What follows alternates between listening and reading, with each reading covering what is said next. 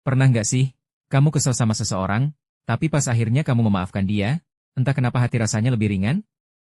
Kayak, kok bisa ya gue tadi marah banget, tapi sekarang malah damai? Nah, hari ini kita bahas kenapa begitu. Tubuh kita itu sebenarnya pinter banget. Waktu kita marah atau benci seseorang, tubuh langsung melepas hormon stres, namanya kortisol. Kortisol ini bikin kepala panas, jantung dakdikduk, pikiran sumpek, kadang sampai susah tidur. Tapi, pas kita memutuskan buat memaafkan, tubuh langsung ngerem hormon stres itu, dan ganti ngeluarin hormon yang bikin kita ngerasa damai, kayak endorfin dan oksitosin. Ini nih yang bikin efek, lega banget. Jadi bukan cuma soal hati, tapi secara biologis tubuh kita memang didukung buat ngerasa tenang ketika kita memaafkan. Memaafkan itu sebenarnya bukan hadiah buat orang lain, tapi buat tubuh kita sendiri.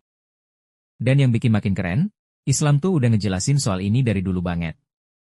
Ada satu ayat yang relate banget sama topik ini, yaitu Quran Surat Ali, Imran ayat 134. Di ayat itu Allah nyebut ciri orang baik itu siapa? Pertama, orang yang bisa nahan marah.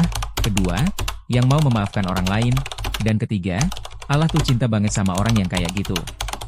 Kalau dibikin bahasa anak muda, kira-kira kayak gini, lo boleh marah, itu manusiawi.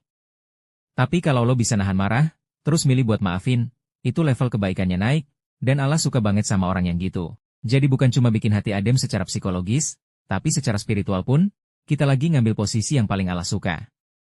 Dan menariknya, Islam gak maksa kita langsung jadi malaikat yang gak pernah marah. Islam cuma ngajarin, kalau kamu bisa nahan diri, dan kamu pilih memaafkan, kamu adalah orang yang Allah sayang. Jadi intinya gini, memaafkan itu bukan tentang ngebenerin orang yang nyakitin kita. Bukan. Memaafkan itu tentang ngebenerin hati kita sendiri. Kita nggak selalu bisa ngontrol orang lain, tapi kita selalu punya kendali buat milih versi terbaik dari diri kita. Dan kalau hari ini kamu milih buat nahan marah, milih buat nggak nyimpen dendam, bahkan mungkin milih buat maafin, itu bukan kelemahan, itu upgrade karakter. Hati kamu jadi lebih lega, pikiran lebih adem, dan yang paling penting, level kamu di mata Allah juga naik. So, gimana? Siapa satu orang yang bisa kamu maafkan hari ini? Bukan buat dia, tapi buat kedamaian kamu sendiri. Terima kasih telah berkunjung, gue Raf pamit dulu, bye.